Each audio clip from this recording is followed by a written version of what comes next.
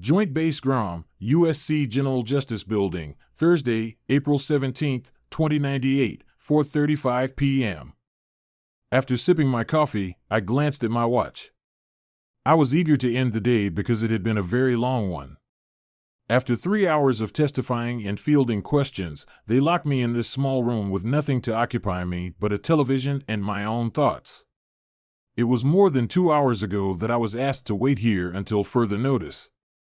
I reasoned that the board ought to have reached a decision by now. All of a sudden, the door opened, and Commander Tom Baker, my attorney, came in. "The council just adjourned for the day, Lieutenant Jones," said the officer. "That's me, by the way. William Jones. Bill to my friends and family. I'm a senior flight lieutenant in the United States Space Corps, which used to be called the Space Force and was formed almost 80 years ago." Commander Baker remarked, "You'd better get back to your quarters because they want you back at 0800 tomorrow. And remember, don't socialize with any of the other witnesses in this case, especially your wife." "You mean the cheating expletive known as my soon-to-be ex-wife, don't you, sir?" I replied. He gave a head nod. "Yes, she is," he acknowledged. "Come on, Lieutenant, get out of here and stay out of trouble." "Yes, sir," I said as I got to my feet. I spread my legs, picked up my bag, and walked out the door. I climbed into my little electric vehicle and drove back to the BOQ. For those not familiar with the term, that stands for Bachelor Officer Quarters. Upon arriving at my room, I undressed, picked up a frozen fake meat burger, and proceeded to microwave it. I took a beer out of the fridge and removed the cork while it was cooking. I took 3 large bites of my hamburger as soon as it was ready, attempting to ignore the flavor. They were a decent stand-in for the real thing, which was becoming more and more difficult to find, but they were good for camping or a quick snack. I settled into my chair and switched on the TV to see what news had recently surfaced. I looked around and saw nothing interesting, so I reclined in my chair and reviewed the previous few weeks. I was the weapons officer of the USS Armstrong, the newest, biggest, fastest, and most sophisticated spacecraft in the Corps, named for the astronaut who walked on the moon for the first time in 1969, until recently. The Armstrong was regarded as the most sophisticated device ever created by humans. It had 2 plasma ion propulsion systems and 110 seats for officers and crew. Armstrong was said to be able to travel to Jupiter in under 50 days. Furthermore, the Armstrong was equipped with enough firepower to take out any threat. Apart from carrying nuclear-tipped cruise missiles, it was also equipped with 3 pulse energy guns, a rail gun, and multiple short-range mini-lasers that resembled the early 21st century miniguns. All in all, it was a cool ship, and I had control over all that firepower with my hand. You might wonder, why so much firepower? An Iranian spacecraft attacked one of our shuttles approximately 45 years ago. Sadly, the shuttle had no defenses and was unarmed. The shuttle was destroyed when an Iranian missile struck it from below. Since space is the most hostile place on Earth, everyone perished there right away. This incident nearly sparked a war, but the diplomats were able to prevent it. But the Space Corps has determined that all of its manned spacecraft will now be outfitted with armor and weapons of mass destruction. It was doubly satisfying to receive orders to serve on the Armstrong during its inaugural mission to Jupiter because my 5-year wife, Tabitha, or Tabby as she liked to call herself, had also been ordered to the same ship. She would be piloting the ship chiefly, though, unlike me. I was initially ecstatic to be serving with you on the newest ship in the fleet. We had never been assigned to the same ship at the same time before. Shortly after we turned 18, the high school sweethearts decided to keep our relationship a secret from one another. In our senior year of high school, we applied to the academy because we both wanted to travel into space. After high school, we both got engaged and were accepted into the academy. Our plan was to get married once we both graduated. She achieved her goal of becoming a pilot. I was put in charge of operations and weapons instead of becoming a pilot. This initially demoralized me, but the more I had the opportunity to shoot and blow things up after I graduated from the academy. We were married for longer than I like to admit. We were all assigned to the same base while wearing our dress uniforms, but sadly, our missions frequently kept us apart. It's difficult when one partner spends 2 months or more continuously away from home, but it's much worse when both of them are engaged in the same activity. I would go on missions sometimes, or she would go on a 2-month mission and leave me waiting at home. Sometimes we would leave on separate missions at the same time. We made the most of our time together because, let's face it, we didn't spend much of it together. Please understand that I wasn't idly sitting at home during her absence. I developed an interest in Grav Tech, a relatively new style of martial arts that was created especially for situations with low to medium pressure. I was drawn to martial arts right away because I had done them in high school. It needed strength, cunning, and understanding of how things behave in a low-gravity setting. I never once gave the thought to the possibility that Tabby would cheat on me in all this time. I never worried about it since I always thought she would make the right decision. I was tempted, but I made up my mind long ago that I would never cheat on the woman I loved, so I never gave the possibility that she was seeing someone else behind my back any thought. I thought back to our childhood fantasies of falling in love on Mars or the moon while there was no gravity. We had always promised ourselves that we would give it a shot at least once if given the chance. It was, therefore, a dream come true for us both when we received orders to serve on the Armstrong. Unfortunately, there was no way out of the nightmare that emerged from that dream. My mind wandered back to Friday, January 3, 2098, at the Canaveral Launch Complex in Florida, the day I had left. After putting on my launch kit and SPAC suit, I remained silent while the technicians seated me in the passenger shuttle that would transport me and 20 other people to the orbital dock where the Armstrong was situated. Tabby took off in the first shuttle, which had taken off just over 3 hours earlier, in the role of chief pilot. That day, 3 shuttles would lift off, including the one I was in. The first officer assigned to the Armstrong was Commander Jason Travers, also known as Bull due to his large stature and friendly disposition, and he was seated beside me. I had known Bull back at the academy. He'd taught there when Tabby and I had been students, and he was a tough guy who didn't put up with bullshit. He wouldn't accept anything less from his students and demanded their all. At the time, he served as Tabby's counselor as well. Other than attending a couple of his classes, I didn't really interact with him. "So, Jones, can't wait to finally serve with your wife," replied Bull. "Yes, sir, it is," I replied. "Well, this will go down in history," he replied. "I hear we're going farther than anyone has ever gone before." "Jupiter and back in less than 100 days, I replied. "It's going to be a very interesting mission," he stated. I knew we would be leaving Earth very soon because I could feel and hear the pumps working beneath us in the rocket that would eventually lift us into the sky. Bull and the other passengers in the shuttle were also aware of it. Since we had all experienced space travel before, this was nothing new to us. Bull surveyed the area to make sure everyone was prepared to leave. Grinning, he said, "So, everyone say goodbye to Earth, that's it, so get over it," before putting his head back on the seat cushion. With our visors closed, we got ready to take off. As the engine started, we felt the car tremble. Later, when the rocket started to lift off, we felt the tremendous force of gravity. As we ascended into the sky, I was able to see the passing clouds through the window. The blue sky soon turned black, and I could see the planet's curvature beneath it. I never get bored staring at it. The boosters disengaged and the shuttle trembled. I was aware that they would return to Earth and land close to our launch site. An hour or so later, I noticed a building in the distance. Bull said, "There she is," and he lifted the visor. "We'll be docking soon." After 30 minutes, the shuttle arrived at the spacious, open dock and adjusted its speed to match the docks. It released 2 massive tubular structures that touched the shuttle. There was a hiss of air as the dock's pressure leveled out. "That's it," declared Bull. "Get ready to experience some gravity. Right now, the ship should be at a pressure of 0.8 G.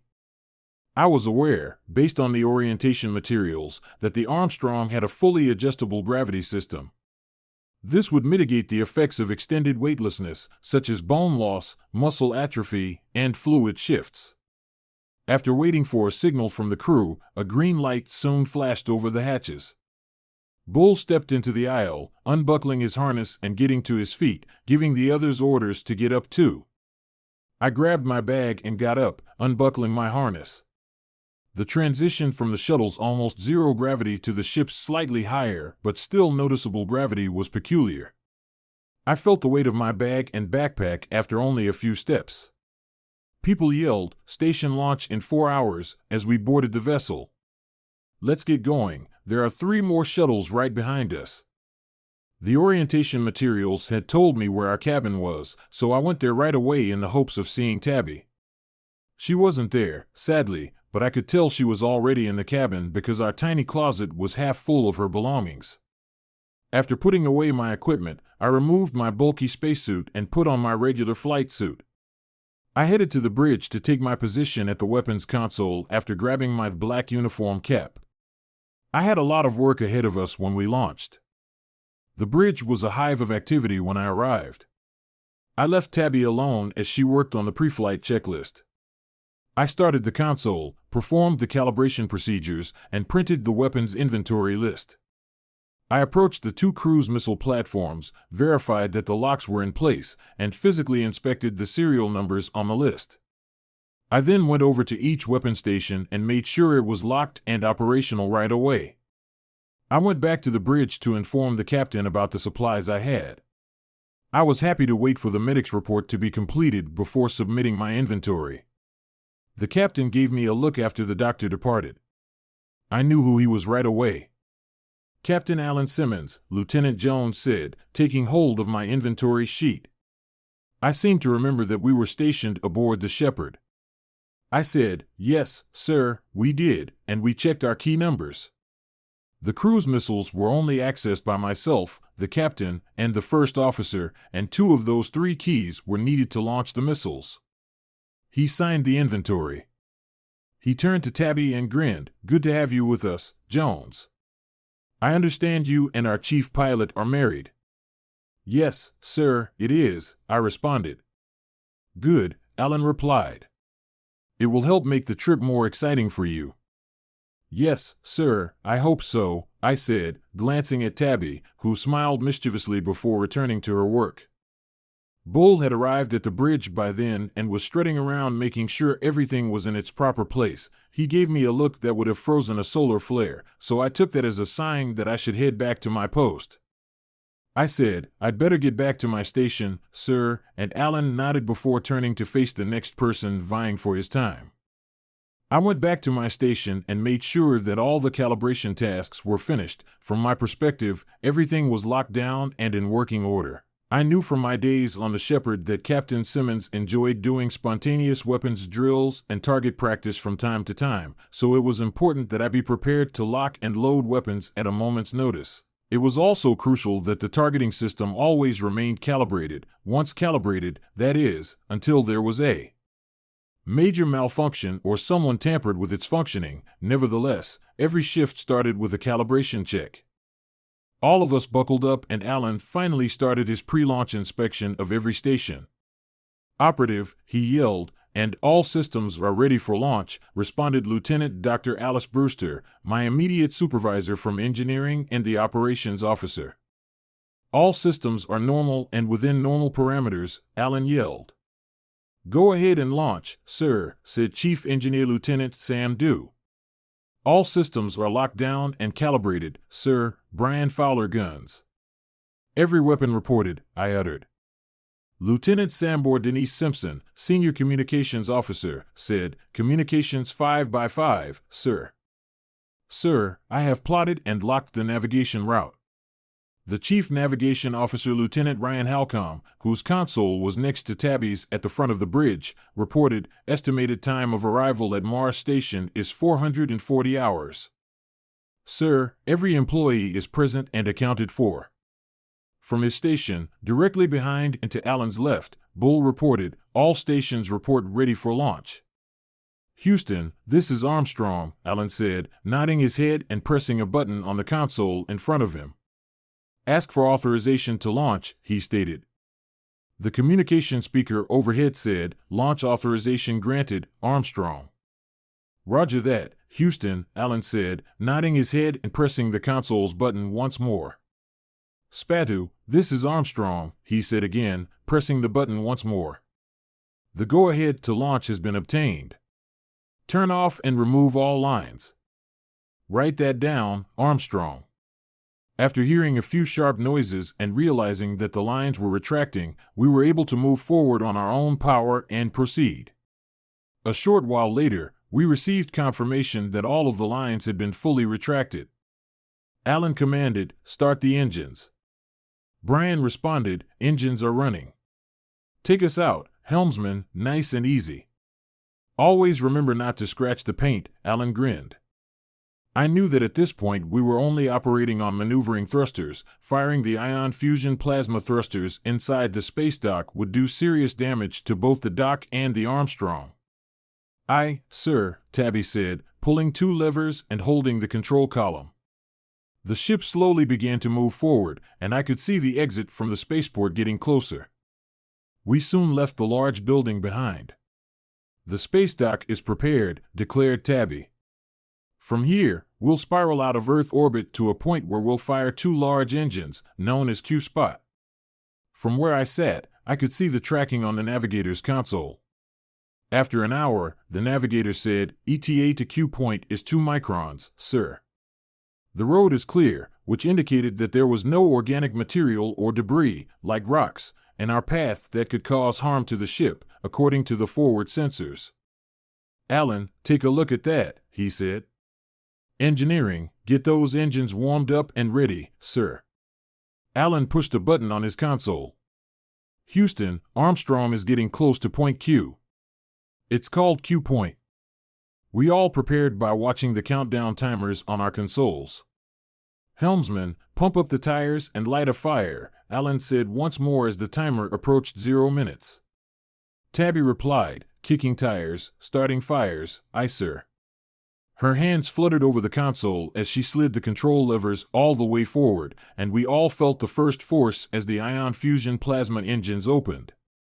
As the engines revved faster and the G-force increased, we heard a slight hum. It dawned on me that we were traveling through space at a speed never before achieved by a human. Gazing at Tabby, I was filled with pride at the way she carried herself and this massive vessel. I gave her a thumbs up, a wink, and a smile as she turned to face me again. An hour or so later, she smiled back and glanced at Bull. I thought he was going to blow up, so I went back to my console. I got my first clue that all was not going to be well on this voyage when Bull posted the officer's schedule on the bridge. I wasn't surprised that he posted the schedule. Usually, the first mate did that. But I was surprised to see that I had been put on the second shift. You must realize that there is no such thing as night or day in space. Our chronometers, as on all other ships in the Corps, are synchronized with the chronometers in Houston. When night falls in Houston, the lights on the ship are dimmed significantly to give the crew a sense that night has fallen. This usually happens during the second shift. Corps bridge officers typically work 12-hour shifts, thus, there are 2 shifts, first shift and second shift. The Corps has a long tradition of putting the senior bridge officers on the first shift and the less experienced and lower-ranking officers on the second shift. This is not written down in any way, and the first officer has quite a bit of leeway in this matter, but it still hurt to see Bull put me on the second shift. It was almost like a demotion. Worse, it meant that Tabby and I would have almost no time together since she'd be working the first shift. If I was lucky, we'd be able to see each other for a few minutes during my shift. To say I was pissed off was an understatement, and Bull knew it. "Is there a scheduling problem, Lieutenant?" I heard Bull ask. I looked up and saw him in front of my console. By this time, Alice had walked over to me. Apparently, she had seen the schedule too and was as interested as I was in hearing his explanation. "Am I still the senior weapons officer, sir?" "Well, yes," Bull replied in response to my question. "So why am I working the second shift?" By now Alan had approached my console. "Is there a problem, gentlemen?" Because, in my opinion, this is the best place for you, he said, his voice starting to get louder. Look, Lieutenant, if you have a scheduling problem, work it out with the captain. Hey, what's up? With Lieutenant Jones and the bridge schedule, Bull inquired. Alan studied the schedule and scowled as he read it. I can see why he would be upset, number one, Alan remarked. It's quite unusual, don't you think? My bullshit detector went off at that very moment. I could not believe the nonsense he was spewing at the captain. Yes, sir, under normal circumstances, I would, Bull replied. I simply believe that Lieutenant Jones's knowledge and experience are best utilized on the second shift, and I believe it will give us an opportunity to train some of the other gunnery officers to give them experience on the bridge on the first shift. Always, number one, Alan said.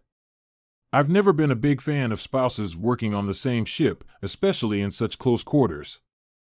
Bullied softly, I will speak freely, sir. Apparently, he didn't believe it either. I understand how you feel, but I'm not going to let this tour affect their morale. Alan responded, that's what I thought. I don't want either of them distracted from their duties. Do you hear me when I say to make sure they spend time together? Yes, sir, Bull replied. Alan gave me a quick glance before continuing. Lieutenant Colonel, can you do that? He asked. Yes, sir, I replied. He nodded his head. Good, carry on, all of you, he said before turning to leave. Bull followed me for a moment before grinning and saying, Don't worry, Jones, I'll keep an eye on your wife. I turned to face Alice, but she put her finger to her lips and said, Don't say anything, Bill. We'll talk later. Go ahead, I'll call Lieutenant Robinson. Yes, ma'am, I said quietly. I glanced over at Tabby and noticed that she was trying to focus on someplace on her console. I could see that her face was flushed, but I wasn't sure if it was from embarrassment or guilt. I turned and walked off the bridge, feeling more embarrassed and humiliated than I ever had on the ship. Something about it stank to high heaven. I headed to the galley, hoping to get something to eat. It wasn't the usual mealtime, and I knew they wouldn't have anything special, but I needed something in my stomach. Not much in stock right now, Lieutenant, said the man behind the plexiglass partition. All we have are hamburgers made of artificial meat.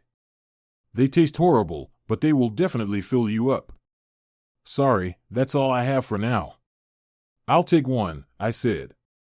He took one, placed it on my tray, and held up a tiny package of flavor-infused ketchup. Do you want some axle grease to make it taste better? Sure, why not? He smiled and questioned. I said, taking the package, Thanks, Lieutenant, he said. I grabbed a small bottle of chocolate milk and headed to a vacant table.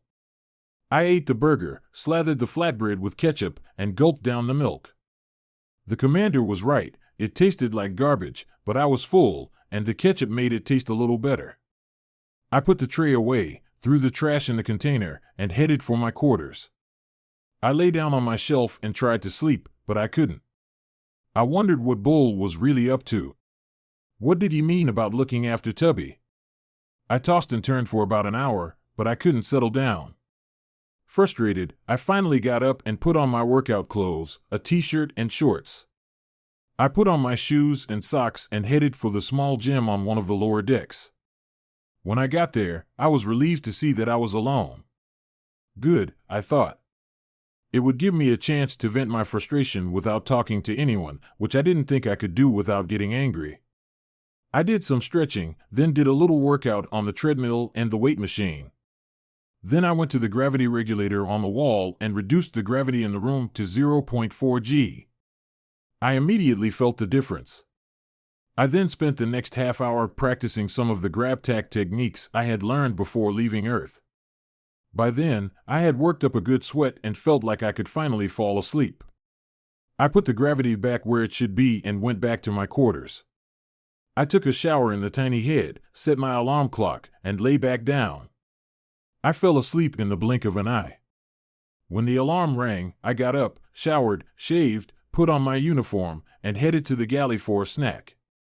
It was a hell of a lot better than the faux meat burger I'd had before. I got to the bridge just as Tubby was leaving. "Hello, stranger," I said when I saw her. She looked at me and smiled. "Hi," she said.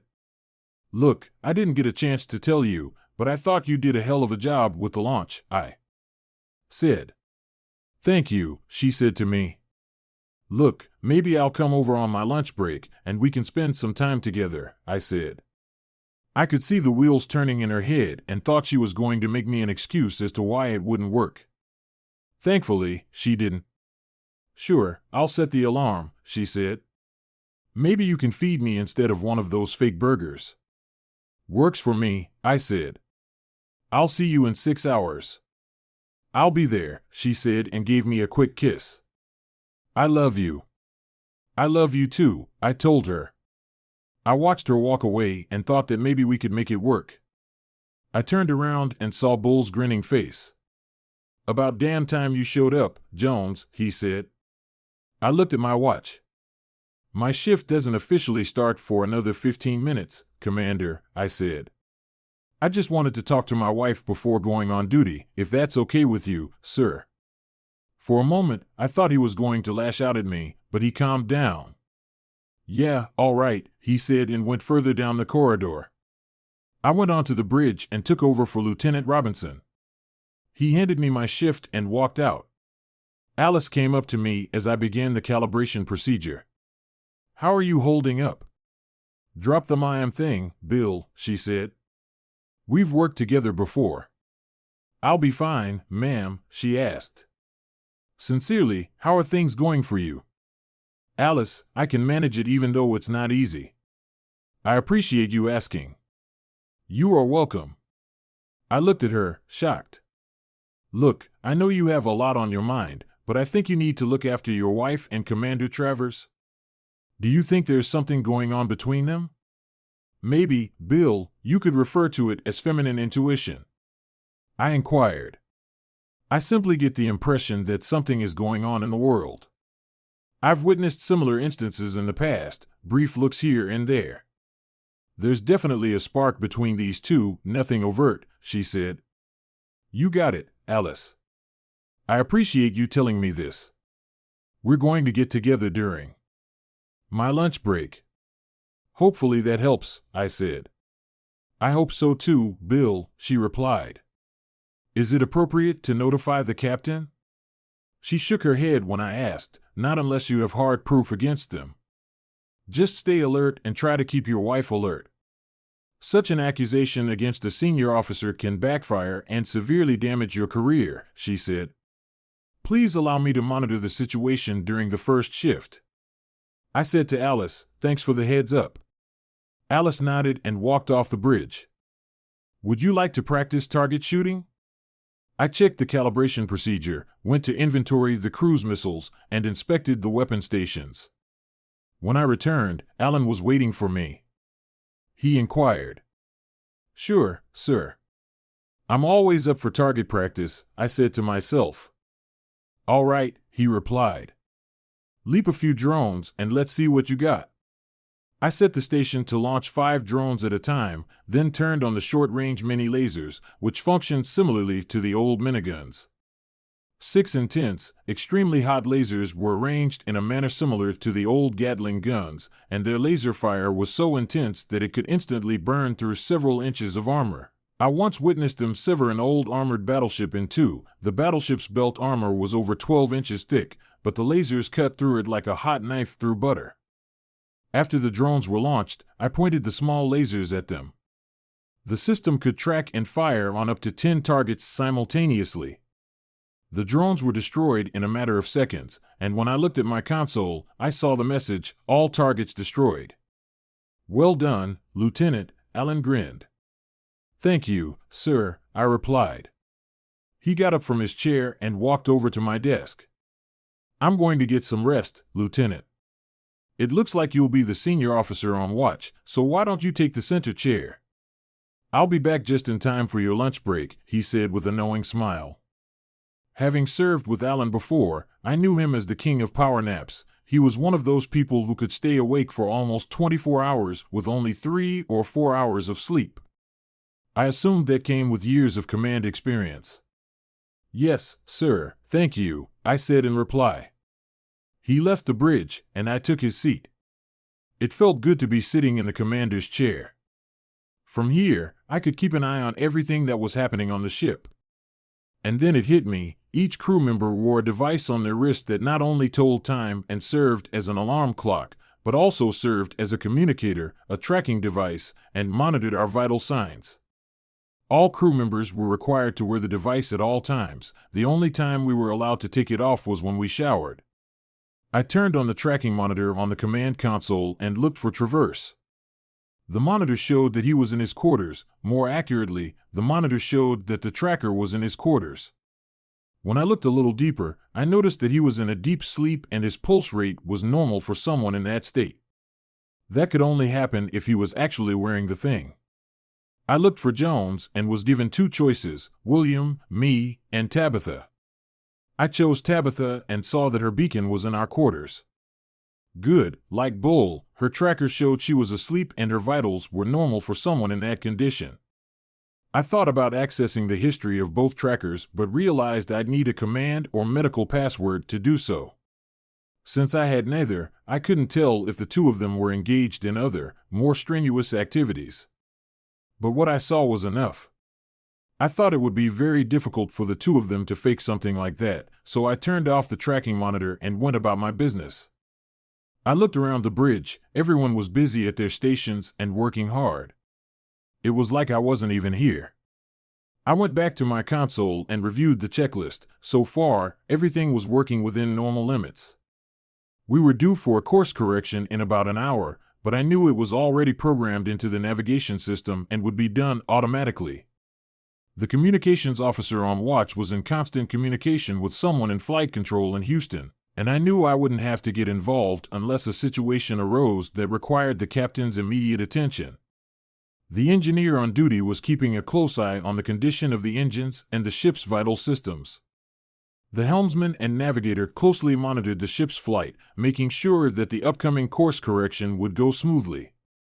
I made the necessary log entries for the hour and walked over to the weapons console to make a quick check. Everything seemed to be in order. So I walked back to the center chair and sat down. About 2 hours after the shift started, Petty Officer Marks went around to all the posts collecting drink orders for everyone. We were allowed to drink in our seats, but on the condition that they were covered and straws were used. She left and returned a little while later from the galley, handing out drinks to everyone. A few minutes before I was due to start lunch, Alan returned, and I yielded the big chair to him. Briefly recounting the events that had taken place so far, he nodded his head, took a seat, and made an entry in his journal. "Thank you, Lieutenant," he said. "Why don't you go take your lunch break?" he added with a slight wink. "Yes, sir," I said as I left my post. I headed towards the quarters that Tabby and I shared and stopped right in front of the open hatch.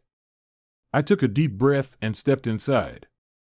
She had just woken up. The alarm clock had gone off.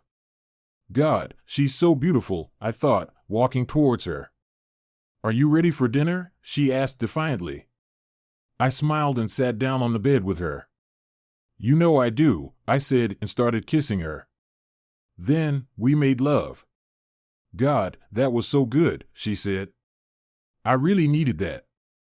"Me too," I told her. "I missed you." "And I missed you too." "I love you so much." "I love you too," I replied. "You'd better get cleaned up and get on the road," she said. "You haven't even eaten yet." I looked at the time and saw that it was about 40 minutes until the end of the break. "Yeah, you're right," I said. "Do you want to do it again, maybe on your lunch break?" "Sure, why not?" she said with a smile. Feeling a little better, I got out of bed, took a quick shower, and headed for the galley. Before leaving the cabin, I kissed her, then dimmed the lights and lowered the gravity level in the room to 0.7 gs. I knew the only reason I could perform was because of my knowledge of grav talk, and I knew Bull wasn't familiar with it. Keep in mind that sex in space is not easy. Forget what you've seen in the movies. For starters, in microgravity, blood rushes to your head, not your penis. Fortunately, the gravity on the ship was defaulted to 0.8 g, which barely allowed us to enjoy each other, but it still wasn't easy. I had no doubt that if gravity had been set lower than it was now, we probably wouldn't have been able to do what we did. Another problem is that testosterone levels drop in microgravity, and over a long period of time, the heart can shrink, reducing the volume of blood in the circulatory system. These are just some of the reasons why NASA opposed sending couples into space a century ago. Another reason has to do with complications during pregnancy and childbirth. Nevertheless, there have been many stories over the years involving couples in orbit. I remember reading about a cosmonaut who spent 14 months on the Russian Mir station in the 1990s. According to the story, he got close to a female cosmonaut, which led some to think they were engaging in intimate activities in orbit. Kremlin officials denied the allegations, and the cosmonaut wrote about it later. "We don't need to say what we crave. Men think of these things. It's impossible to dismiss them, but with time, these thoughts somehow subside," he wrote. He also revealed that his superiors suggested he take a doll with him, but he feared he might get too attached to the inflatable toy. Many of the limitations of the old space administration were carried over when the Corps began sending humans into orbit, but the development of artificial gravity in the early 2090s made many of those restrictions moot. So, the Corps backed off a bit and allowed married couples to have sexual relations in space, provided some form of birth control was used and the gravity level was set at 0.8 g. I felt much better as I ate my tuna sandwich and headed back to the bridge. When I got there, I still had 2 minutes left before the break. Alan looked at me as I took my seat. "Did you have a good lunch, Lieutenant?" he asked. "Yes, sir, a very good lunch," I told him. He smiled and nodded his head. "Good, carry on," he said, turning back to his console. The next 17 days went pretty much the same way. Tabby came to our cabin several times during our lunch break, and of course, I joined her on my lunch breaks at every opportunity. Being able to see each other at least part of the time helped me get through this part of the trip. I didn't see much of Bull during this time, and that helped too. I still had some concerns, of course, but I hadn't seen or heard anything to suggest that anything suspicious was going on. Alice kept me informed, but said she hadn't seen or heard anything either. When we got to Mars Station, I began to think I might have made a big deal out of it. After the Armstrong docked with Mars Station, I put on my Class C uniform in anticipation of a shore leave with Tabby, but my hopes of spending time with her at Hans Base, a domed structure named after the Dutch astronomer who drew pictures of the red planet with a telescope of his own design, were dashed when Bull informed me that there was a problem with one or more of the weapon stations. "What?" I asked, shocked. "The last time I checked them, which had been just a few hours earlier during my shift, there hadn't been any problems with them." I looked at Lieutenant Robinson. "Were you aware of any problems?" I asked him. He shook his head. "Just before the dock, sir," he told me, "there was something very suspicious about it, and I was determined to get to the bottom of it." "We're only here for 72 hours, Bull said, "and by the time we launch, these weapons should be ready to go. So, you'd better get on it, Jones." I looked at Tubby and shook my head. "It will be all right, dear," she said, with a sad expression on her face. "We'll still have a chance to visit Haggins together. I'll bring you a souvenir, okay?" Bull grinned. "Don't worry, Jones. I'll look after your wife, I promise," he said. "Yeah, I'm sure you will, you son of a gun," I thought. At that moment, Alan came up to us. "So, are you ready for a little rest on the beach?" he asked. "Yes," Bull said, "but Jones needs to take a look at the weapon systems." "Is there a problem?" asked Alan. "Calibration of the two mini lasers has been disrupted, sir," Robinson said. "How did this happen?" asked Alan. "I spotted him before I secured the station, sir," Robinson said. Alan frowned and looked at me. "Then you'd better take a look, Lieutenant," he said. "I'll look at them with you, if you don't mind," I said, glancing at Bull. "I appreciate that." "I'll stay and help," Lieutenant Robinson said. "Thanks, Robinson." I appreciate it, I said. Well, I guess we'd better get to the station before all the shuttles leave, Bull said. Tubby looked at me sadly but didn't say anything. Do it, number one, Alan said. Bull and Tubby turned and walked away. I couldn't help but notice that she never told me that she loved me or that I would see her later. I turned and looked at Alice. It stinks to high heaven, Bill, she said to me quietly. I'll keep an eye on them there, thank you, I said. She smiled and patted my hand before walking away. Well, I guess I'd better change into my work clothes, I said. What lasers have you had trouble with? Number 2 and number 5, sir, Robinson said. Okay, I'll take number 2 if you can check 5, but we'll need to check them all, I said. On my way, sir, Robinson said. I turned to leave and saw Alan looking at the door through which Bull and Tubby had exited earlier. I could see the wheels turning in his head. I'll change and meet you at Laser Station 2, if that's okay with you, sir, I said. I'll meet you there in a few minutes, he said. I grabbed my tool bag and left the bridge. I had been at the station for a few minutes when Alan came crawling up beside me.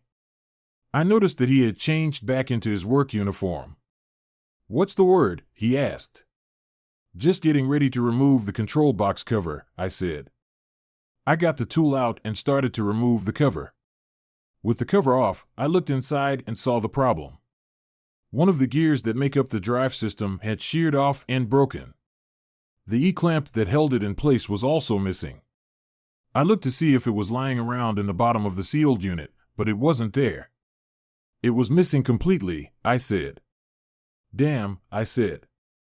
What? Asked Alan. Someone has been in that device, sir, I said. The E-clamp is gone, and the drive gear is sheared off and broken. What would happen if guns were involved? The force of the drive impact would have completely destroyed the system. If lasers were firing at the same time, they could have cut through the hull, I said.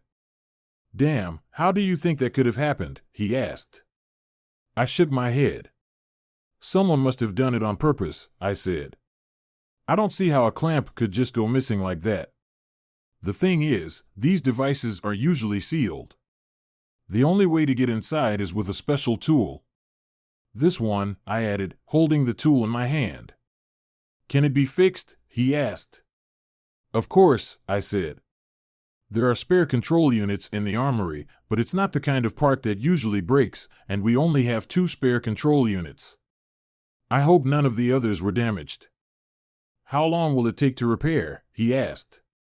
The whole unit has to be disassembled, a new control unit installed, tested, adjusted, and calibrated. About 8 to 10 hours in total, and that's assuming there are no other problems, I said. Damn, he said. All right, install a new control unit. You need my help?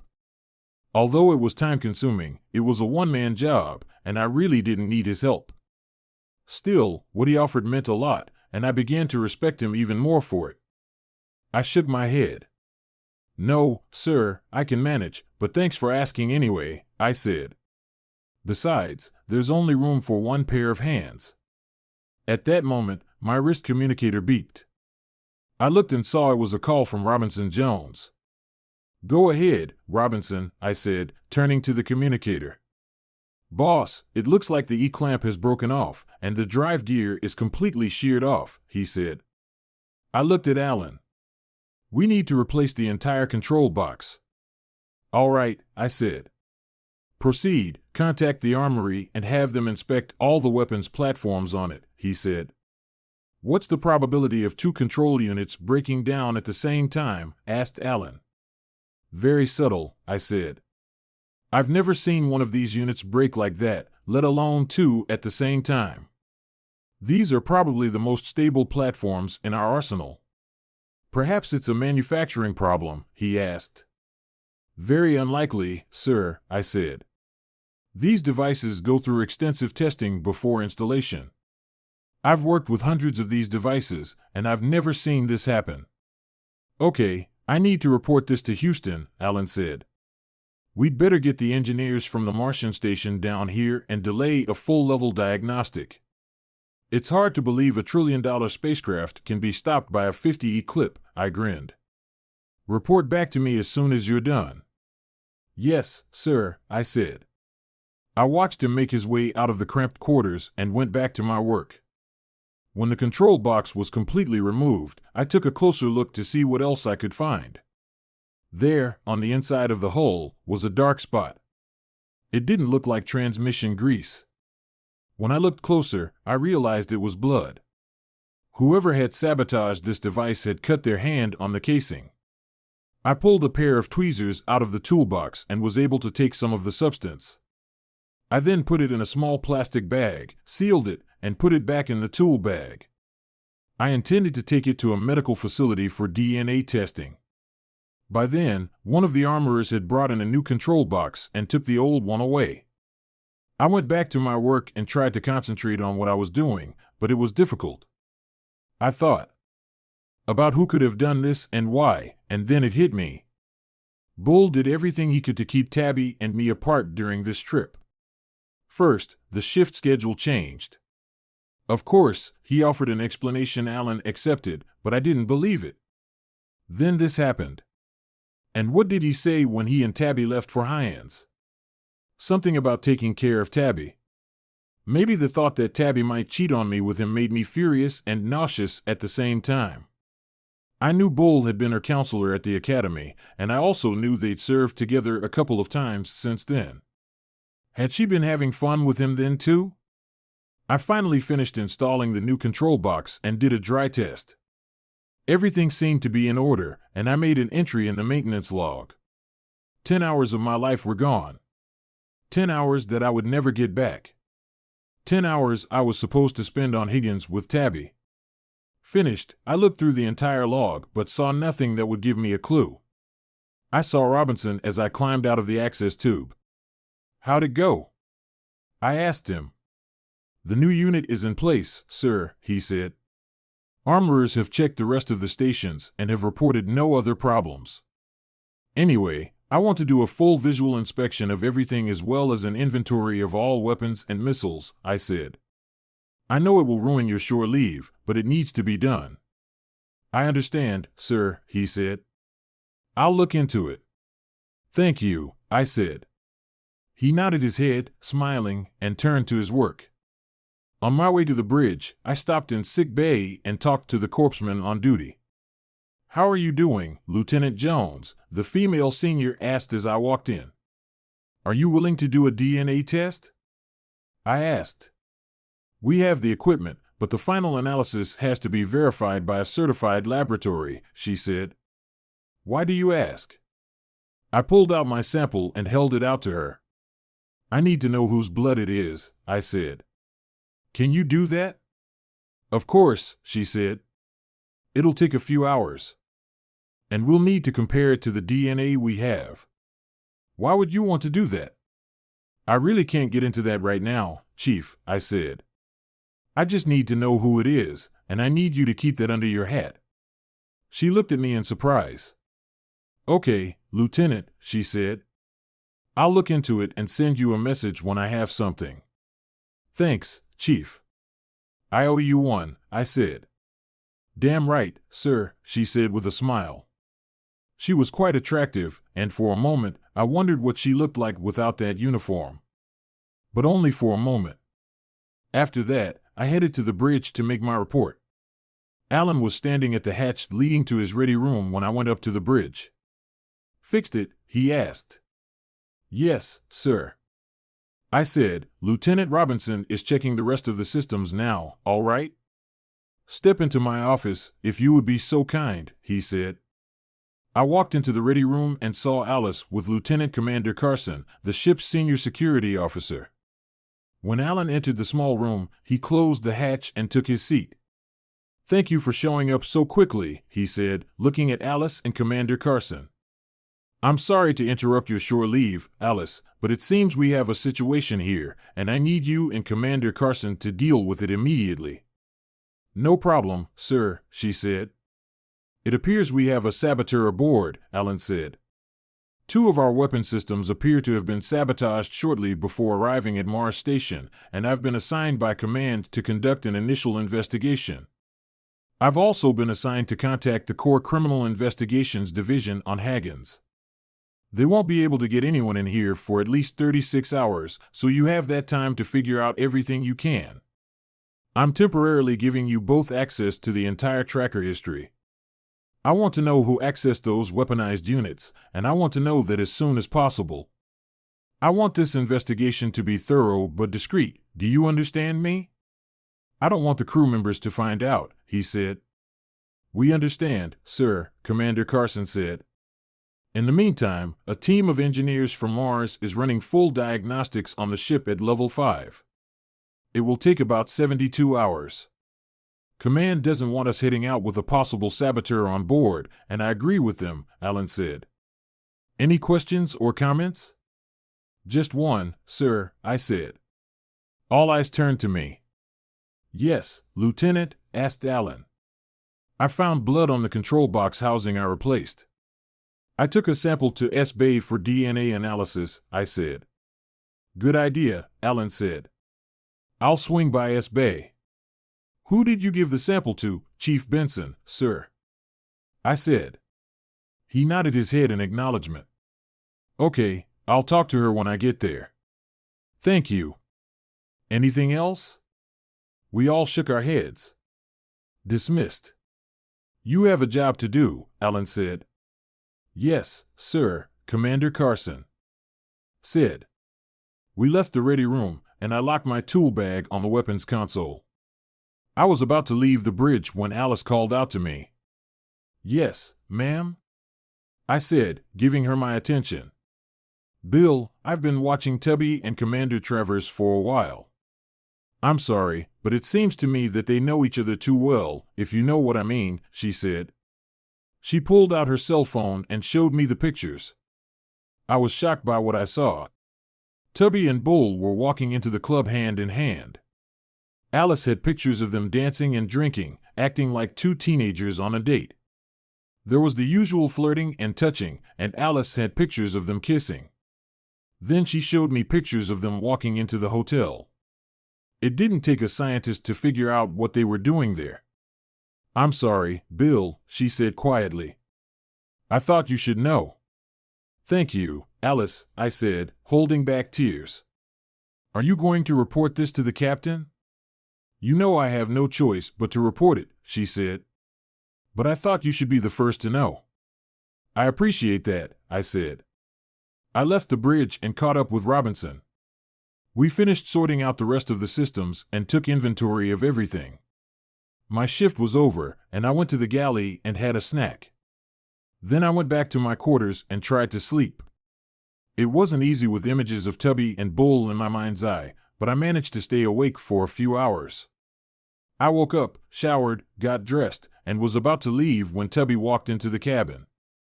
She looked rested, and her face was shining like it always did after sex. Part of me wanted to kill her. Did you have a good time? I asked in a neutral tone. Yes, as a matter of fact, we are, she said. We've just gotten back. I'm sorry you couldn't join us. Maybe next time. I just looked at her. What's going on? I saw all the engineers on the station maintenance, I said. So, what's on your agenda? Well, I'm going to lie down for a while. I'm really tired, and I'm off duty for the next 12 hours. Are you going on duty now? Yes, I said. Were you able to solve that little problem? I think so, I said. Good, she said. You know, I missed you out there. Really? That's not what I heard, I said. What does that mean? 22222222222222222. I hear you and Bull had a good time without me, I said. Is there anything you want to tell me? We danced a little bit, she said. Had a couple of drinks each, but that's about it. Nothing else happened. Of course not, she said, feigning shock. What makes you think that? Nothing, I said. I have to go to work. I headed for the door, but Tabby stopped me. She tried to kiss me, but I turned away, and she kissed my cheek. "Bill, you know I love you," she said. "What's going on? You tell me." I left the cabin without giving her a chance to answer. Who is this woman? I asked myself. Did she really think she could come to me right after sleeping with some other guy and expect me to act like there was no problem? Did she really think I wouldn't be able to see through her lies? I walked into my station and realized I hadn't seen Bull. I went about my normal business and moved on to my current diagnostics. About 7 hours into my shift, I realized I hadn't eaten anything, so I filed out and took a lunch break. I decided to go to my quarters and see Tabby for a bit before returning to duty. I had planned to talk things over with her, but when I opened the hatch, what stood before me was something no husband should ever have to see. On the double bed that Tabby and I shared, Tabby was lying on top of Bull. I felt an increase in gravity and looked to see that the gravity in the cabin was set at 0.9 G. They both turned to see who was standing in the open hatch. Tabby jumped down, and he turned to me with a smirk on his face. "Close the damn hatch," he growled. "What are you, some kind of pervert or something? Do you like to watch? What's going on here?" I asked. Tabby found something interesting on the deck to gawk at while Bull rose to his feet. "What does it look like, Lieutenant?" he asked, pulling on his clothes. "Didn't they teach you sex education in school?" He finished putting on his flight suit and headed toward me. "Let's take a walk, Lieutenant. We need to talk." He turned to Tabby. "I'll be back, and we can finish this conversation later." Tabby looked at me with sad eyes. "I'm sorry, Bill," she said quietly. "We'll talk about it later." I said, "No, Lieutenant," he said. "Come on, follow me." As we turned, I activated the video recording function on my suit. All of our suits had a TV camera function that could be activated when needed. I had a very bad feeling about this, and I wanted our encounter to be recorded. "I must commend you, Lieutenant," Bull said as we walked down the corridor. "It was a great idea to reduce the gravity in your quarters. But you should know that I've been here a little longer than you have. It didn't take me long to realize what you did." "How long?" I asked. "You mean for how long, sir?" "Don't you, Lieutenant?" he asked with a smirk. I remained silent, prompting him to continue. "Well, I suppose you have a right to know. It started in my second year at the academy. I was her counselor, you know? She came to me with a problem. I was able to solve it, but it cost her money, and it just kept escalating. You know she almost broke up with you a couple of times during your time at the academy. You see, once a woman gets a taste of Bull, she can't let it go. He must have thought he was funny because he laughed at his own joke. I felt nothing but rage. I wanted to kill him on the spot, but I had no desire to ruin my career over this piece of garbage." "So, you entertain her every chance you get, huh?" I asked. "Sure, Lieutenant," he said.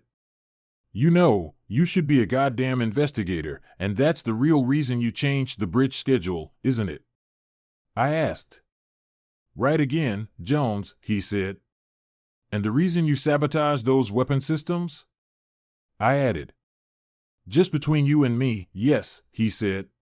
"But you see, after the skipper informed me of the sabotage, I did a little investigation of my own," he added, taking the word investigation in quotation marks. "So, what do you intend to do next?" I asked. "Are you planning on beating me up or killing me?" He laughed as we turned the corner and entered the elevator. He pressed the third deck button and waited for the elevator doors to close. "Of course not, Lieutenant," he said. "You think I'd kill a highly trained officer just for a piece of ass?" "For the moment, yes," I said. The elevator doors opened, and he stepped out, gesturing for me to follow. "That's where you're wrong," he said. "You see, according to my investigation, which I have just completed, you caught your wife having sex. Distraught, you set about sabotaging the weapon systems, hoping to frame your wife's lover. When she told you that she intended to divorce you for him, you became desperate and killed yourself." He stopped, and I saw that we were standing in front of the starboard airlock, the airlock that was on the opposite side of the station from where we were docked. The inner hatch was open, and I saw that all the spacesuits in the airlock had been removed. I also saw the semi-automatic pistol in his hand, strapped to his right wrist. I wondered when he had put it on and realized that he must have hidden it in his spacesuit. "You've got it all figured out, haven't you?" I asked. "Yeah," he said with a smirk on his face. "Don't worry, Lieutenant. After you leave, I'll take care of her properly. Now get to the airlock." "You'll never get away with it," I said. He laughed at that. "Yeah, who do you think Command will believe? A pisspot who can't even satisfy his own wife or a 20-year veteran of spaceflight?" "Now get in the airlock," he said. I looked around and assessed the situation. Looking at the nearest gravity regulator, I saw that it was set at 0.8 G. Not ideal, but I figured it was for the best. It was now or never. I jumped up as high as I could and put one hand on the bulkhead. I kicked as hard as I could twice and caught him by surprise, hitting him in the face both times. The force of the blow threw him back into the airlock, where he landed on the floor. I could see blood on his face where I had hit him. Once he landed, I rushed to the control panel and quickly closed and locked the hatch. He shook his head, surprised at what had just happened. "Open the damn door, Lieutenant," he shouted. "Just one question, Commander," I said. "What did Tabitha know? What were you planning to do?" "Of course she did," he said. "It was her idea. Now open the damn door." "I won't tell you anymore," he added, raising his gun. He cocked the trigger and took aim right at me. Damn it, I looked at the controls before answering. "Yes, sir," I hissed, pressing the brightly lit button. His eyes widened as he realized what I had done. The outer door hissed open, and the air from the room rushed out into the open. Caught off guard, he stumbled to his own feet and quickly found himself in the harshest environment known to man. I watched his body tumble through space as he left the ship. I knew he would only last 15 seconds without a spacesuit. There is no pressure in space, and I knew that the air left in his lungs would rapidly expand and painfully tear his lung tissue. He would either freeze to death or die of suffocation. I pressed the button to activate the comms. "Man overboard, number 2 starboard airlock," I said instantly.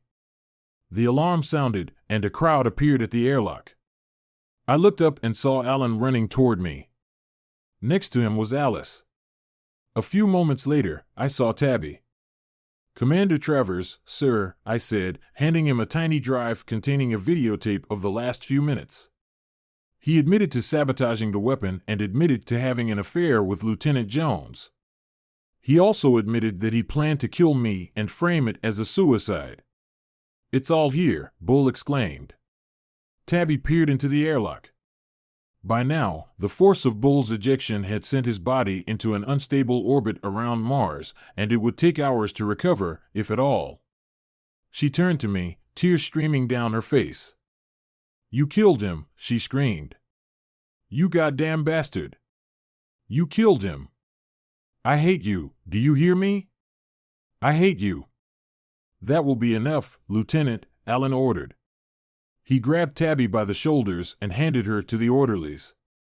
"Take her to S-Bay, get her under control, then hand her over to security," he said. He turned to me as the orderly carried her away. "You know what to do, Lieutenant," he said, sadly. "I have no choice. You are relieved of all duties for the duration of the investigation." "I'll look into it," I said quietly. "Okay, that's enough," Alan ordered. "Get back to work. There's nothing more we can do here." Before he spoke again, he turned to Commander Carson. "When she calms down, give her a statement. I don't want her anywhere near the bridge. Call Mars Station and find out how to recover Commander Travers's body." "Yes, sir," Carson said before walking away. Then Alan turned to Alice. "Looks like you just got promoted, Alice," he said. Until further notice, you're my number one. You'll need to adjust your bridge assignments. After that, the mission will probably be canceled. I understand, sir, she said. Commander Carson and I have completed our initial investigation, sir. We'd like to discuss our findings with you in my room, number one, he said, immediately. Yes, sir, she said before she left. She turned to me. I'm sorry, Bill, she said to me. You didn't deserve any of this. Thank you, Commander, I said and headed for my quarters. Once there, I pulled out all of Tabby's things and put them in her duffel bag. I didn't want her anywhere near me, and I knew she would probably be assigned the cabin originally designated for the chief pilot, which was now empty. A couple of hours later, someone from security came and took her things. I didn't know where they had taken them, and frankly, I didn't care. I turned over the rubberized mattress and replaced the soiled bedding, tossing the old one into the laundry basket. I knew that until further notice, I would be confined to my quarters, and my access would be limited to the Gallon Gym. So, I sat down at the computer console in my stateroom and started going through the JAG forms until I found the one that contained the divorce request. I filled out a form requesting a divorce on the grounds of adultery. Since our marriage was under the jurisdiction of the Jaguar, the divorce also had to be finalized by them. There was nothing to divide, and there were no children. We each had the same salary, so there was no support. It was a simple division where she kept what was hers, and I kept what was mine. I asked that she give up my last name and return her rings. After checking everything, I clicked submit and waited for confirmation that the request had been received by the JAG system.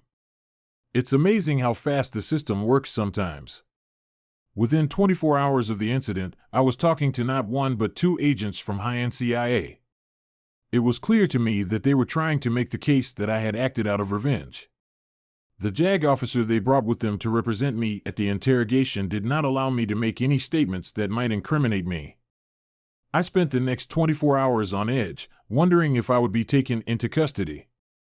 I spent most of the time pacing back and forth in my quarters. I knew that what Tubby and Bold had done would now be common knowledge on the ship, so I purposely stayed away from the galley during regular meal times so I wouldn't run into the rest of the crew. I was sitting on the bed when I heard a knock on the hatch. I wondered if it was station security coming to take me into custody, and I braced myself for the worst. "It's open," I said. When the hatch opened, I saw Alan and Alice standing there. I turned my attention to them as they entered the small room. "As it was, Lieutenant," Alan said, sitting down in his chair. Alice sat down as well. I relaxed and sat back down on the bed. The Mars station had recovered Commander Travers's body. They also took the illegal firearm that was strapped to his arm. "We've reviewed all the evidence, and the CIU report says you acted in self-defense. The tracking history log shows that Commander Travers was at both weapon stations where the sabotage took place just before Lieutenant Robinson noticed the calibration error," Alice added. "And the DNA from the blood you found matches the commander's. Put that together with what he admitted to you, and it becomes clear that he was the one who sabotaged both of those systems," Alan said. "Your wife claims she knew nothing about the sabotage, but she supposedly knew what he intended to do to you." "But Travers told me it was her idea," I said. "Maybe it was, maybe it wasn't. Who knows? At any rate, she's being held in the brig as an accessory to Commander Travers' plot to assassinate you. Perhaps she'll be charged with conspiracy, but that's up to the authorities on Earth." "So, we're going back to Earth, sir?" I asked. He nodded his head. "It is, Bill," he said. "The mission has been canceled, at least for the moment. Command intends to hold a board of inquiry when we get back." "Does that mean I can go back to work?" I asked. "It took some work, but I convinced Houston that you were needed on the bridge since we're down 2 officers. Think you can handle both ops and gunnery?" "Alice tells me you're ready to handle ops," Alan said. "Yes, sir," I said. "Good," he said. "We launch in 12 hours, so I want you rested and ready to go." "Thank you, sir," I said. "Is it okay if I see my wife?" "I need some answers." Are you sure you want to do this, Bill? He asked. I'm absolutely sure, sir, I told him. He thought for a moment, then nodded his head. All right, Bill, he said at last. I'll allow it, but on the condition that you be accompanied by Commander Brewster. Do you agree, Alice? Yes, sir, she said. That's right, he said. Well, get to work, son, and then get some rest. It's about time you started earning your paycheck. Yes, sir, I said. He stood up, signaling the end of the meeting. When he left, Alice looked at me. Are you ready, Lieutenant? She asked. I nodded my head. Yes, ma'am, I said. We got out and headed for the brig, located on the lower deck of the ship. Don't tell anyone. I told you this, but Captain Simmons has declared a commendation for you, she said. For what? I asked, surprised. He says your actions saved not only your life, but the lives of many of your comrades. Had Travers fired that weapon while in the airlock, there is no telling what damage it would have done to the ship, she said. I said. She smiled. Congratulations, she said. We finally made it to the brig and checked in with the security officer on duty. Then we walked to a tiny 7 by 6 foot cell where Tabby sat on the bed, dressed in an orange jumpsuit. What do you want, Lieutenant? She asked, sarcasm and mockery in her voice. So now it's Lieutenant, not even Bill or Lieutenant Jones. I said. Okay, have it your way, prisoner. I just have a few questions, and then I'll leave you alone. Ask your questions, Lieutenant, she said, looking straight ahead, not even bothering to look at me. How long have you been having fun with Travers? Since sophomore year at the academy, she said. He was my counselor. I know, I said. Where did it all start? Do you really want to know? She asked. Yeah, I know, I said. Okay, since you asked, I failed the test. He corrected it for me. I almost lost the assignment, but I didn't thanks to him. I was able to retake the test. I owed him a debt of gratitude, so I entertained him. I enjoyed having fun with him, and I kept doing it. So, you two cheated on each other, and then you repaid him by cheating on me, is that it? Yes, she said. You have no idea how many times you had me in the hours after he did. And you know what? I loved it. You know what else? What? I asked, ready to throw up after what she had just told me. He's been to places you could never get to. I'm surprised you were able to feel me at all after the way he entertained me. And you had fun with him all those times you worked with him, when we can, she said. You know that sex in low class is almost impossible. That's why we did it before we left and after we got back. Did you ever love me, or is it all a lie? I loved you, she said. But I loved having fun with him. And that's all it was, just the sex. Nothing more. You knew what he was going to do once we were on board, didn't you? Yeah, I knew. I knew he was going to spread out the shifts so we couldn't see each other often. But he didn't think you'd find a way to carve out time to talk to me. To be honest, neither did I. But you tricked us both. So, we decided to wait until we got to Mars, she said. And you knew he would sabotage the weapons platforms? I knew he was going to do something, but I didn't know what, she said. All I knew was that he was going to make it so you couldn't take shore leave. We didn't think you were going to turn this into a federal case. And me throwing myself out of the airlock was just icing on the cake, right? He told me it was your idea. Was it? Did you really hate me so much you wanted to kill me? It was his idea, she said. But you put up with it. You never once did anything or told anyone to stop it. Did you? No, it wasn't, she said quietly. And I'm sorry about that. I didn't think he'd really do it. Well, he tried and he failed. And you're going to end up in jail for your part in it. I hope it was worth it for you. By the way, I filed for divorce. Big deal, she said with a shrug. I shook my head and stood up. I was so proud of you, the way you handled that ship. I loved you with all my heart. But now, I wish I had never met you. I can't wait to testify against you at your court-martial. Goodbye, Tabitha. I turned to leave and heard her calling my name. I'm sorry, Bill, she cried. Really, I'm sorry. Without looking back, I raised my middle finger and continued walking. After returning to Earth, Tabby was placed in a federal prison where she was held throughout the inquest and court-martial. Several crew members, including myself, Alan and Alice, were called to testify. We spent hours testifying and answering questions from several investigators and high-ranking officers. The worst were the days spent waiting for something, anything, to happen. The only thing that happened was the approval of my divorce, which was received in early April. All that was left was to file in state court, which the JAG officers said he would do. Finally, on Friday, April 18th, we were called into the hearing room to learn our fate. Alan, Alice, and I sat in one row, and Tabby was led into the hall. Like us, she was in uniform, but unlike us, she was wearing chains around her ankles and wrists. 2 armed prison guards in black uniforms accompanied her, ready for action. We all stood as the council members were ushered into the hall, their uniforms adorned with ribbons and gold braids denoting their rank. Admiral Cartwright, the senior member of the council, opened the meeting. Please be seated, he began. First of all, let me say that this is simply a board of inquiry, not a trial.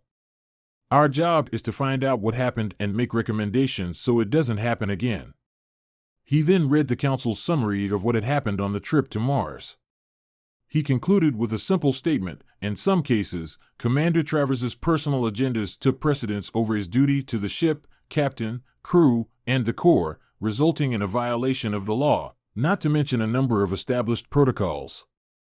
As a result of his actions, many of those who served aboard the Armstrong were put in danger, and the ship was disabled, he said. He turned his attention to me. Senior Lieutenant William Jones, he said. Hearing my name, I froze in place. He looked at me for a moment before continuing, Lieutenant Jones, the board has reviewed all of the evidence in this case and has concluded that your actions not only saved your own life, but quite possibly the lives of many of your shipmates. In addition, your diligence, initiative, and attention to detail were instrumental in detecting and eliminating deliberate sabotage that very easily could have cost the lives of many people, not to mention a trillion-dollar spacecraft. This board has reviewed your record, and we agree with Captain Simmons's assessment. As a result, we approved his recommendation to award you the Distinguished Service Medal. In addition, we believe your talents will be of great benefit to the Corps in our future endeavors. You can expect your orders to arrive at the Spacecraft Advanced Operations School for classes that will begin June 1st. Congratulations and best of luck. Thank you, sir, I said. The Admiral nodded his head and turned his attention to Alan. Captain Alan Simmons, he said. Alan stood at attention. Please understand that the Council believes that you have done the best you can under the circumstances. We understand your desire not to undermine the authority of senior personnel in the eyes of the crew, and frankly, none of us have ever faced a situation like this before. Nevertheless, as captain and master of your ship, you are directly responsible for everything that happens on it. I understand, Admiral, Alan said. The Council agrees that you should remain in command of the USS Armstrong. However, there is an entry on your record. The Armstrong is currently undergoing modernization, and a new crew assignment will be made. We agree that Lieutenant Dr. Brewster would be a good choice as first officer. Therefore, the board recommends that she be immediately promoted to commander and assigned to the first officer position. You can expect a new set of mission orders in the near future, he said. Thank you, Admiral, Alan said. Then the Admiral shifted his gaze to Tabby. Senior Lieutenant Tabitha Abai, he said, calling Tabby by her maiden name, which she had to take as a result of her divorce. Tabby stood up as the others did. It would be an understatement to say that this board is very disappointed in you. Not only have you dishonored your ex-husband, but you have also dishonored your uniform and the service as a whole. Your actions in this whole sordid affair, no pun intended, may well have jeopardized the lives of many of your shipmates, including your ex-husband, as a result of statements entered into the record by both you and Commander Travers. We have been forced to evaluate your entire record, including your work at the Academy. We have been able to confirm that Commander Travers, acting as your counselor, intervened to help you pass the test you initially failed. Had he not intervened on your behalf, you likely would not have passed the test and would not have received your commission. Of course, your record as a pilot was exemplary, but we can't help but believe that you should not have received your commission to begin with. The sexual encounter you had with Commander Travers cost him his life and nearly cost the lives of your ex-husband and several others. Your actions can only be described as unworthy of your position. We understand that you are currently facing court-martial for your actions, but this board recommended to the personnel office that you be stripped of your commission and reduced in rank and pay to an E1 crewman. They have agreed, and your new rank and pay are effective immediately. Take her away, he said, turning to the guards. They turned her toward the door and started to walk her out, but she stopped as she approached Alan, Alice, and me. Bill, she began, and tears rolled down her face. Be careful when you address me, Cummin, I said stiffly. She jumped up and looked straight ahead, tears streaming down her cheeks. Permission to address you, Lieutenant, she said. Denied, I growled. Put that thing out of my sight, I ordered the guards. They froze in anticipation. Yes, sir, they said and took her under the arms, letting her out while she sobbed. I didn't care what she said at that point. A copy of the Council's findings will be sent to each of you and placed in your permanent file. The Council meeting is adjourned, Admiral Cartwright announced, banging the gavel. We stood as the Council left the room. After they left, Alan turned to me. Well, that wasn't so bad, he said. Why don't we have a beer or something? I'm parched, I think it's pretty good, sir, Alice said. What the hell, I added. We left the building and headed to the O Club, where we continued to enjoy a nice high. The epilogue is 17 months later, standing at the airlock leading to the Galileo station orbiting the dark side of Mars. I thought back over the past 17 months. Tubby's court-martial had concluded a month before.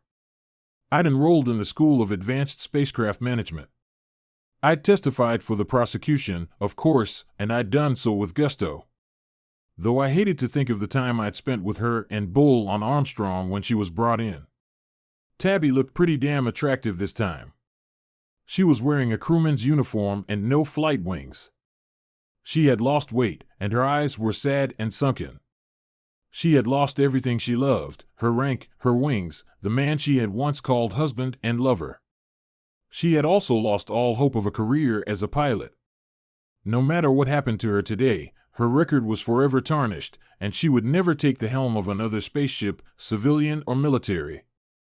The members of the court-martial entered the courtroom, and we all stood until we were told we could take our seats. The judge looked at the members of the jury and asked if a verdict had been reached. We have reached a verdict, Your Honor, said the senior member, a full commander. When asked, the command said that the jury found Tabby guilty of being an accessory to the attempted murder of me, but not guilty of the conspiracy charge.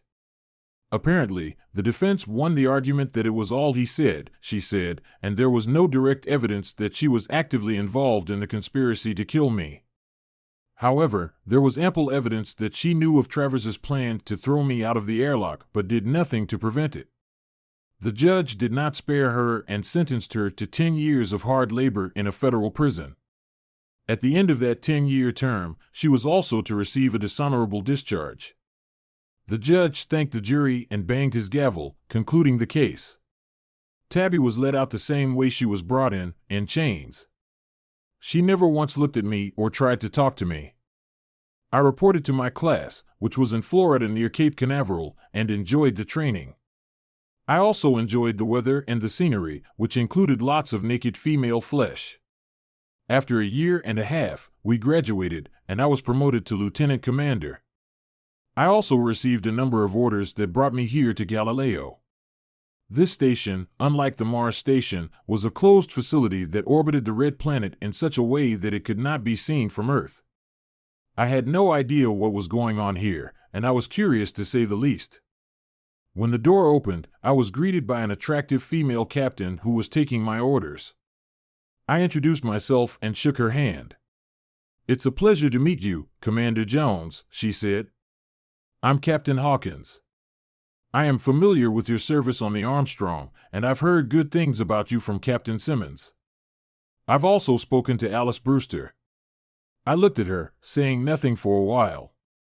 She told me what happened, and I'm sorry. I assure you there won't be a problem here. "So, are you ready to look at your house for the next few years?" I asked. She smiled and led me to the observation deck. When I joined her, she pressed a button and the glass in front of us dissipated. My eyes popped up to my forehead when I saw the monstrous ship in front of me. "This is the biggest, fastest, and most advanced ship in the fleet, Commander, and you will be my operations officer. So, you're my number 2. Are you ready for adventure?" I saw her eyes sparkle when she said that. "Absolutely, Captain," I said. "Where are we headed if all goes well, Commander?" "Alpha Centauri?" I looked at her, shocked. It was just over 4 light years away. The plan is to break the light barrier. If everything works as stated, we'll be there in less than 2 years. "Is that even possible?" I asked. She smiled and nodded her head. "If the engineers are right, yes," she said. "Wow," I said. She laughed. "We launch in 15 days, Commander," she said. "You have a lot of homework to do, so you'd better get started on it. I like to give staff briefings at 0800 every day." "Yes, ma'am," I said. She held out her hand, and I took it. "I have some business to take care of, but I'll be in touch." "Welcome aboard, Commander," she said before leaving. After she left, I looked at the ship floating in the huge bay. I looked at the side of the ship and smiled as I noticed the name USS Enterprise. Hi there. If you found these contents useful, don't hesitate to pass them along to your friends and family. Moreover, since YouTube's algorithm favors videos with numerous likes, if you've enjoyed this video, a simple click on the like button would greatly assist our podcast in reaching a broader audience. Subscribing to the channel for notifications whenever new content is uploaded is also highly recommended. YouTube will keep you informed accordingly. Many thanks for your support, and have a fantastic day.